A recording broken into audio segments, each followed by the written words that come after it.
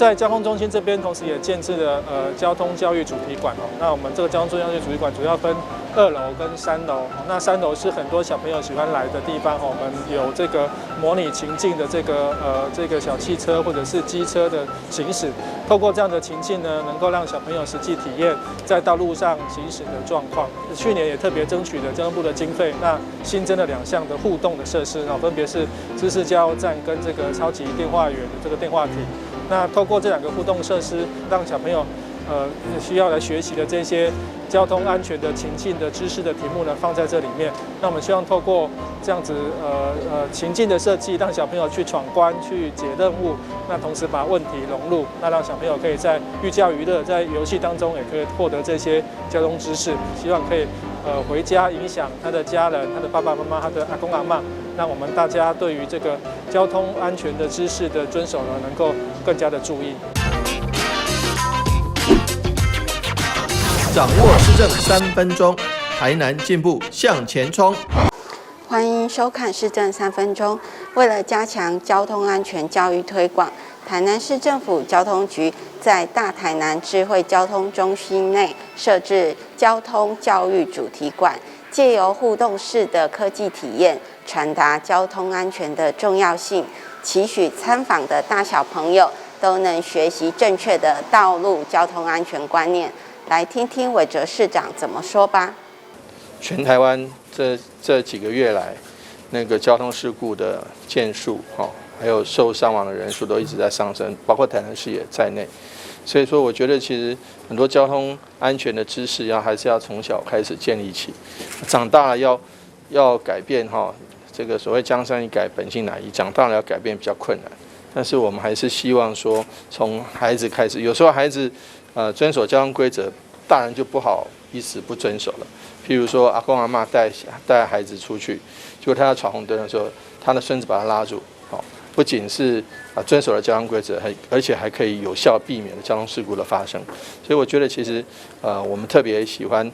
也特别应该要从小扎根，来让孩子建立正确的交通安全概念。希望大家一起来参与。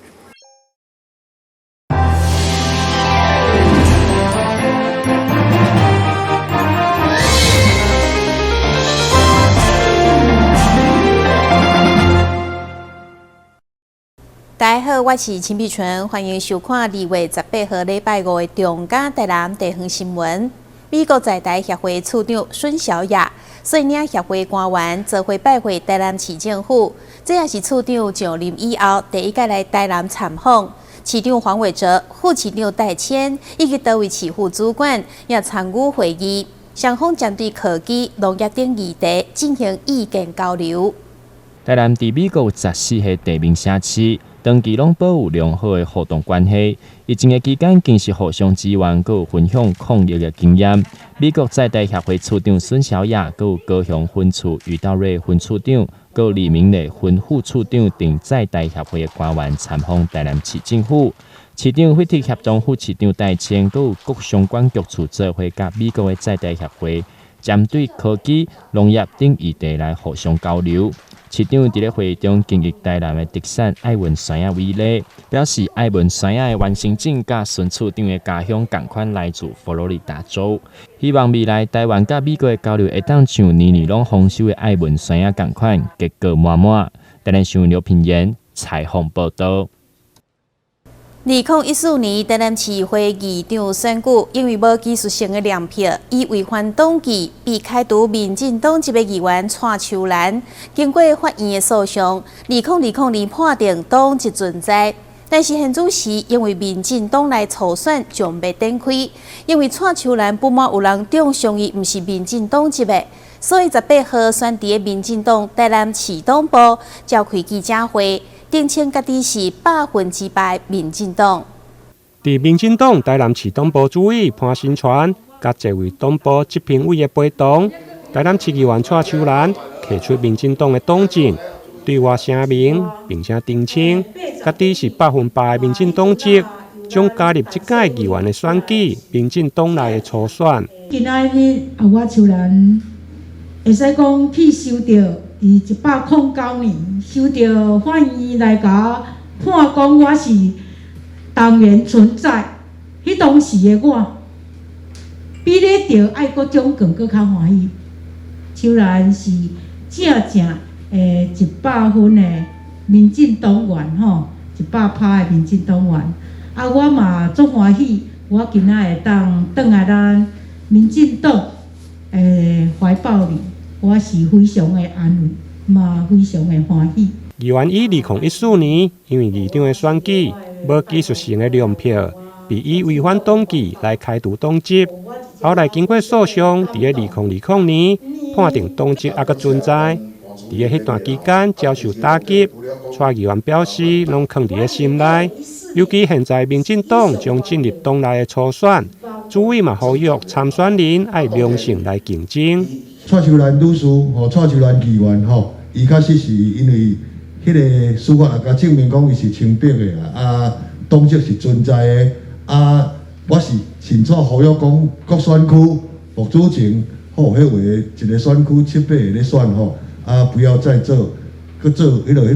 恶意的抹黑啦啊。选举是良性的竞争啦，因为这后壁选线啊，搁爱搁一寡迄个，包括市长的选举甲市议员的选举，爱搁大家整合，大家团结我想伫遮我呼吁安尼啊，做一个声明。身兼蔡秋兰议员发言人的民进党市党部执委陈世辉表示，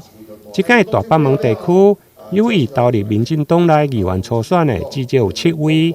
伫个提名3色的状况，竞争会讲是非常的激烈。台南新闻员跟黄义慈采访报道。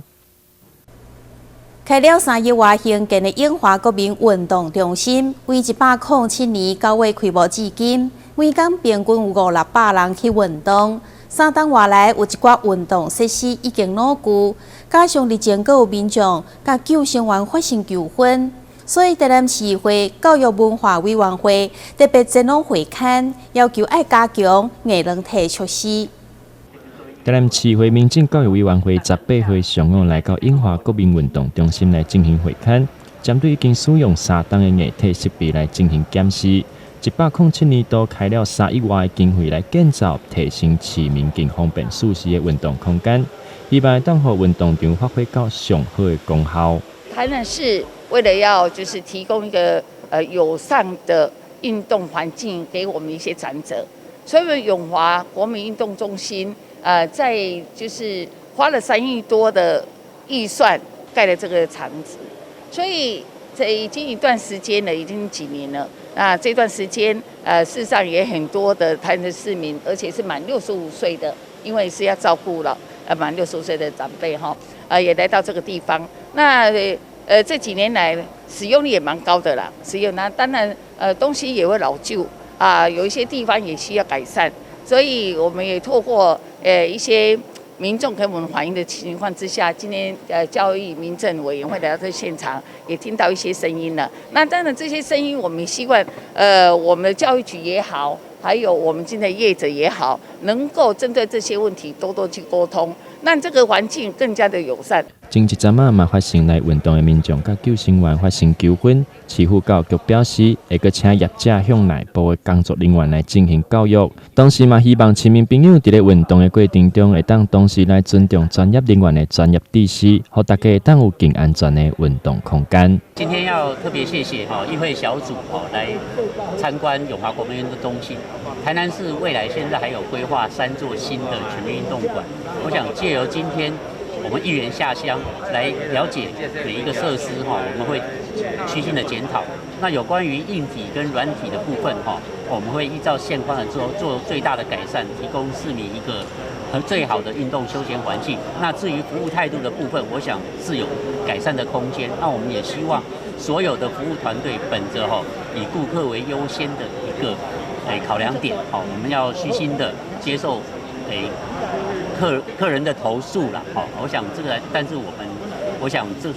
全民的福利，我想也是市长在推动全民运动里面非常重视的一个环节。台南市目前有3座运动中心在规划兴建中，委员会今仔嘛有真侪议员拢有亲身到现场来进行实查，未来嘛会甲会刊的结果互市府知影，作为未来运动中心改善的参考。台南新闻刘品言采访报道。现代人因为工作压力大，介意伫办公室或者是居家的空间，放盆栽植物，互家己会当较放松的。所以台南市有3位工学博士苏彦勋、涂胜龙甲严正标，都共同研发会发光的物质，并且抹伫植物的叶仔顶面，互植物会当自然的发光，非常的特别。由清代材料科学工程系教授苏彦勋带领，资源工程系涂胜龙。甲前市府民政局长颜正标3位博士共同研发会发光的物质，对10当前倒入水中的植物，一直到2当前选择路上的植物盆栽来研究，透过非基因改造的技术，互叶脉伫吸收以后，植物就会来发光。一般来讲，就是我们在陆生植物里头，在观叶植物里头，在一般我们最近来讲，就是我们会希望说像这一类的植物，那它在白天的时候，我们再放在室内的时候，它看起来就是会有一些就是漂亮的出景。那在晚上，当我们把灯关掉的时候，然后它会出现了另外一种不同的风采，然后可以进行了一些就是我们最近可能大家比较流行的，像让一些就是园艺疗愈啊。相关的这些事情，那我们的操作方式来讲，我们是使用的就是叶脉吸收的方式，然后所以说我们在这方面呢，操作上来跟国际上来讲，会有一些就是比他们更加好操作，而且呢也更方便，然后而且可以选择性的就是根据花农的需求，然后去调控，让它可喷或可涂，然后并且可以指定说，例如说在哪一些部位上来讲，然后让它好操作，然后也可以在颜色上来讲具有一些可调控性，然后在操作上来讲会比较方便。目前来讲，我们这个研发是大概都是用天然的矿物粉下去，所以原则上它来讲是对植物上面是不会造成任何负担的哈。所以它原则上现在的颜色，我们大概有绿色、有蓝色，还有一些粉色、红色。这些颜色啦，强调对矿物提炼未伤害植物生长的发光物质，目前大量被运用伫带粉叶的植物。严正标表示，希望未来会用甲农业园艺来结合，利用技术的移转，提升农业的产值。从那个我所知道的那些农业上的一些问题跟他们做讨论。比方说他们刚开始是水生嘛，那我是觉得是说水生的话，我们如果再把它扩展到那个陆生的话，这个搞不好是会对于整个农业的贡献度会更大。我们那个时候的那个出发点大概是在这个地方，是怎样把农业它的整个那个角色给它提升了。目前这项非基因改造的技术会用讲是首创，而且得到国家的专利，研发出会发光的植物，伫生活上不但会用的责任减碳，而且嘛兼顾艺术的疗愈。台南新闻林英根、黄义慈采访报道。咱先休困一下，马上回来新闻现场。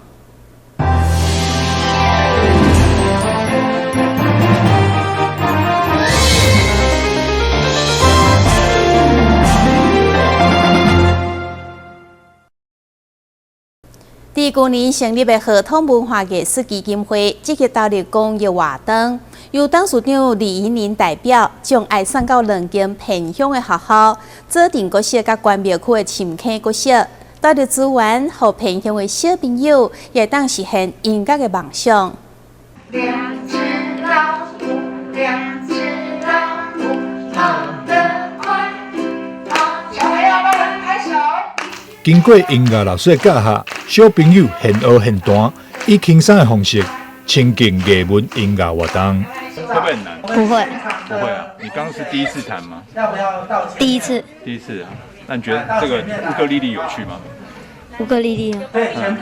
刚刚这个乐器有趣吗？有趣。很有趣。关心偏乡学童教育平权，合同文化艺术基金会将资源扎入去偏乡小校。16号这天，基金会董事长李怡宁特别将这20组乌克丽丽乐器，要来送予深坑国小学生，希望借此增进偏乡学童学习音乐机会。这这次的乌克丽丽活动呢，小朋友可以借由这一次的参与呢，得到一个文化艺术的熏陶，然后从演奏里面呢，参与一个演奏之后、学习之后，可以得到一个正向的能量。偏乡学校的学生真困难有学习乐器的机会，所以学校对着基金会这款热心付出，嘛表达非常的感谢。我们非常感谢合同文化艺术基金会以及李董事长林女士，对偏乡小校的照顾这样子。那对深耕的孩子来讲，能够学习一项乐器真的是非常不容易。那今天可以圆孩子的梦，去学习乌克丽丽，我相信孩子会好好珍惜这次得来不易的机会，我们一定会好好的去学习。那相信未来如果有机会，也希望孩子把这个成果带到我们的基金会，献给我们的董事长以及基金会的伙伴们。合同文化基金会虽然是一个去年才打成立的基金会，但董事长李怡宁的行动力甲爱心拢满满，为各年龄层规划了多场的艺文活动，希望透过艺术，造予大家正面的能量。合同文化艺术基金会呢所举办的活动非常的多包括3月份我们举办了亲子的写生比赛的活动，然后呢接下来我们还会再继续办一些青少年的街舞活动，还有一个涂鸦的展览，那当然还有举办一些画展还有演讲的活动。那先预告一下，在5月份有一个重量级的老师呢会来帮大家做一个心境平和的一个抒发的演讲的活动。然后呢再来我们7月份跟8月份，接下来在下半年度我们会举办银发族的文化艺术的学习，还有一些课程，整年度的活动呢非常的丰富。那希望合同建设这些可以带给大家一些比较好的正向的能量。美丽又有爱心的李怡宁董事长感觉分享是一种喜悦，看到囡仔面上笑容，就是一种最佳回报。也希望和偏乡学童的学习平权会当更加被重视。台南新闻张硕维采访报道。2022鲜花草玫瑰将要展开，活动为2月26号开始，到3月25号为止。爱食草莓民众唔免去到北部，就近伫个鲜花，都有新鲜胖甜的草莓会当品尝。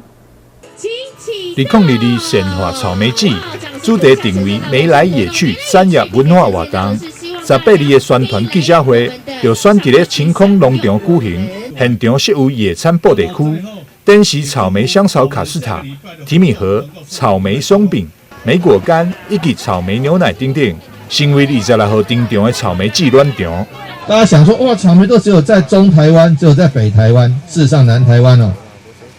台南的草莓园品质非常好这个吃过了，这成主顾可以看一试成主顾了。那不仅是鲜果好吃它的这个不仅是变成草莓牛奶也很好吃还有草莓大福这是我的最爱还有这个草莓蛋糕还有这是什么？草莓卡士达还有这个是什么？奶昔都很好。主办单位鲜花区公所今年结合晴光、晴空、温馨、美育、南科等5间在地果园，共同要来推广鲜花草莓。我们这个晴空园主张先生在5年前就来到这边做那个推广这个种植这个草莓，而且他种植的草莓真的是无毒有机的，有经过成大的认证检验报出来的，所以在这种情况之下又能够撑了5年，而且它的面积越做越大，刚开始是1分地左右，现在已经到达到1.8分地。那么也是因此之故，所以公所更要来辅导，不要是那个，希望说这个晴空业主的抛砖引玉，我们希望更能够遍地开花。2022鲜花草莓季活动自2月26号到3月25号，26号开幕当天，嘛邀请到悠悠家族草莓姐姐现场来带动跳。另外当天鲜花美女场也会将特制草莓美女提供民众试饮，欢迎大小朋友做伙来鲜花，体验满草莓的趣味。台南新闻张秀维采访报道。为108年开始，南区区公所将2楼规划成艺术空间以后，持续邀请在地艺术家来举办展览。今年虎年开春的第一档，由画家薛文硕拍头阵推出水彩画个展，展期到3月31号为止，欢迎民众前往欣赏。这31件一系列优雅的创作，拢是来自史文社老师的水彩画，嘛是描写伊家己退休以后的田园生活甲旅游记录，相当的得真。将有真侪亲朋好友甲社区志工拢到场欣赏，相当的热闹。议员林美燕甲新溪里长区志初嘛到场见证伊的个人气，希望用丰富的色彩来感染所有车公民众有好心情。我的作品虽然无好啦但是嘛有色彩啦，对不对？也多彩多姿啊！我相信这种有色彩的物件啦这个民众来这里洽公也好啦，办理私事也好啦，因拢会看嘛看了心情会好啊。一定的啊，因为咱人对色彩的物件很会吸收啦。咱人也不是好色是色彩啊。薛老师教学35年以来桃李满天下，而且不止在学校，包括在社区，包括在就是幼苗的培育上面，在艺术这个上面我想我们薛老师真的扮演一个非常优质的一个这些教学品质啊，所以我们今天大家都非常高兴来跟薛老师恭喜啦根据了解，108年南区区公所将2楼厅舍整修以后，除了明亮舒适，更规划成在地艺术创作者的展览空间。过去不管是金星林、李董、甲苏生、苏画等等，每一场拢备受好评。而且今年虎年规划艺术展演一棒接一棒，已经摆甲满满，要将公家机关重点更较有人伦气氛。主要是要打破一般民众对于公部门那种刻板的印象。那既然在南区公所有这么好的一个空间，为什么我们不去利用它，让它更加美化、更有艺术的一个气质？所以我们就是结合在地的这些艺术家，然后我们安排他们的档期，希望透过他们的作品的一个展示，让所有来公所洽公的这些民众，除了可以办好他们想要办的相关的公务事项以外，那另外的话也可以来一边欣赏一下这样子这么漂亮的一个空间所展示出来的各式各样的一个作品。